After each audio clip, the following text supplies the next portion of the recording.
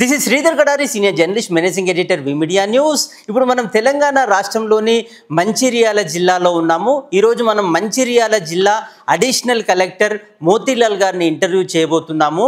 నల్గొండ జిల్లాలో ఒక వ్యవసాయ కుటుంబంలో పుట్టి టైపిస్టుగా తన జీవితాన్ని ప్రారంభించి ఈరోజు అడిషనల్ కలెక్టర్ స్థాయికి ఎదిగి మంచిర్యాల జిల్లాలో అద్భుతమైన సేవలు అందించారు. మోతీలాల్ గారు ఉన్నారు, ఆయన మాటల్లో విందాం.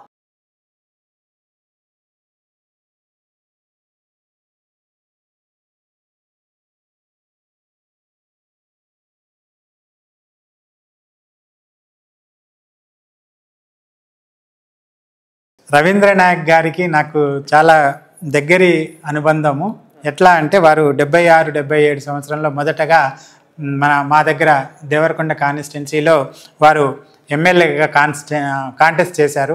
అంతకంటే ముందే వారు పార్లమెంటు దాకా విద్యార్థి నేతగా ఇందిరాగాంధీ గారికి ఈ ట్రైబల్ లంబాడా కమ్యూనిటీ అనేది ఉంది.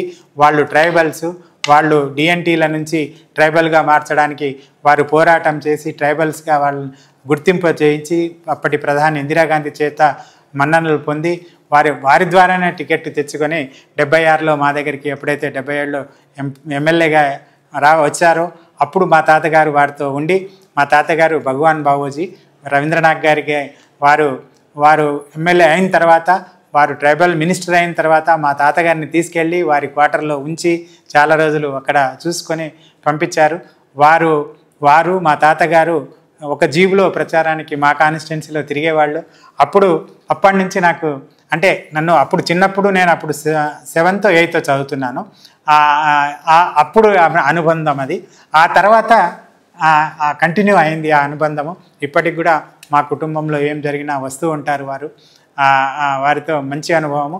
అయితే అంబేద్కర్ గారి తర్వాత ఈ ట్రైబల్ కమ్యూనిటీకి అంతటి పూజనీయుడు, గొప్ప వ్యక్తి. వారి వల్లనే ఆ ట్రైబల్ కమ్యూనిటీ ఎస్టీలు జాబితాలో చేర్పించి ఆ కమ్యూనిటీ వారికి రుణపడి ఉండాలి నేను అనుకుంటున్నాను. రిజర్వేషన్స్ వారి ద్వారానే లంబాడా కమ్యూనిటీకి వచ్చినాయి. నేనైతే వారికి ఎప్పుడూ విధేయుడుగా ఉంటూ ఉంటాను.